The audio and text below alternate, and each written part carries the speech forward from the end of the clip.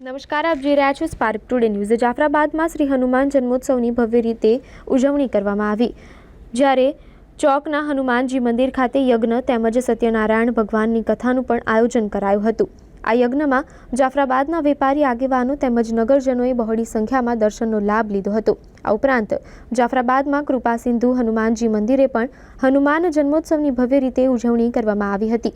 અહીંયા સત્યનારાયણ ભગવાનની કથા તેમજ હનુમાનજીના પાઠ કરી મંદિરને વિવિધ લાઇટિંગથી સુશોભિત કરી અને હનુમાન જન્મોત્સવ ઉજવવામાં આવ્યો હતો। જાફરાબાદમાં આવેલું ચોકના હનુમાનજી મહારાજનું મંદિર વર્ષો પૌરાણિક માનવામાં આવે છે। દર વર્ષે ચૈત્રી પૂનમના રોજ મારુતિ યજ્ઞનું આયોજન થાય છે, જેમાં યજમાન પદે મનહરભાઈ બારૈયા, હરેશભાઈ પરમાર, રોહિતભાઈ બારૈયા, યોગેશભાઈ, મેહુલભાઈ બાભણિયા એ હવનનો લાભ લીધો હતો।